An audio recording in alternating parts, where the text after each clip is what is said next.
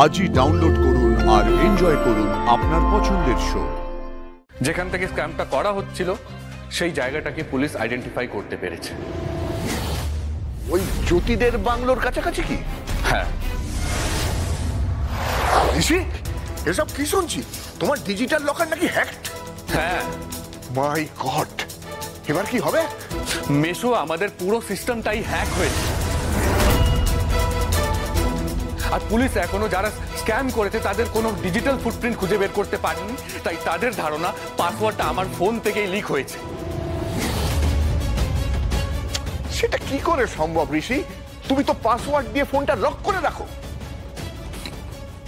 থাকতো, জ্যোতি বলেছিল তাই আমি খুলে রেখেছিলাম।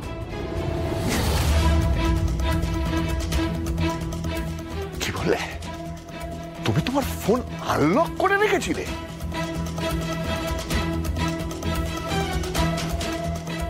না না, লক করতো, বরাবর ফোনে লক করেই রাখতো। আমি বলেছিলাম বলে লকটা খুলে রেখেছিল।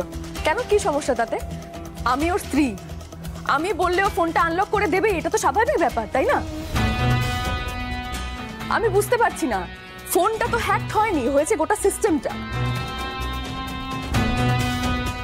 আর এটা যে কোনো জায়গায় বসেই করা যায়, নিশ্চয় জানেন সেটা। আমার ফোন আনলক করে নিয়ে এত শক্ত হওয়ার কি আছে? কিছু মনে করো না ঋষি, তোমার আরো অনেক বেশি সাবধান হওয়া উচিত ছিল।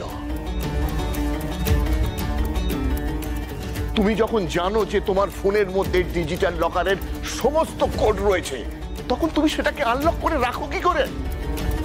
না না না না ঋষি, এটা বিরাট বড় ভুল করেছো তুমি। আমার তো এখন মনে হচ্ছে ফোনটা আনলক থাকার কারণেই এত বড় সর্বনাশ ঘটে গেল। আমি বুঝতে পারছি না আপনি কি বলতে চাইছেন। মানে আপনি বলতে চাইছেন আমি ইচ্ছে করে ফোনটা আনলক করিয়েছিলাম যাতে চুরিটা হয়, তাই তো? আমি ইচ্ছে করে করেছি সবটা। আরে অদ্ভুত বিষয় তো, আমি ওনার স্ত্রী, আমি আমি আমি কি ফোনটা দেখতে পারি না? ওনার সেই অধিকার কি নেই আমার? কেন শুধু শুধু আপনি আমাকে ব্লেম করছেন বলুন তো?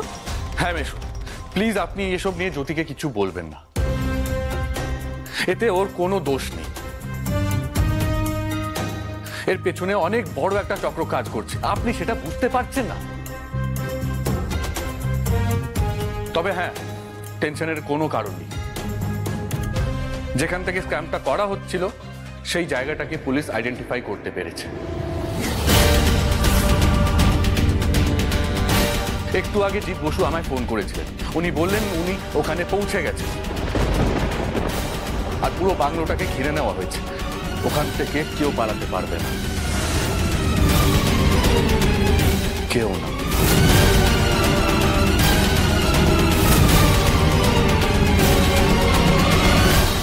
আচ্ছা, এই জায়গাটা ঠিক কোথায়?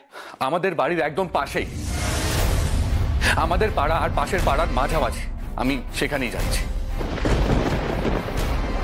মানে ওই জ্যোতিদের বাংলোর কাছাকাছি কি? হ্যাঁ।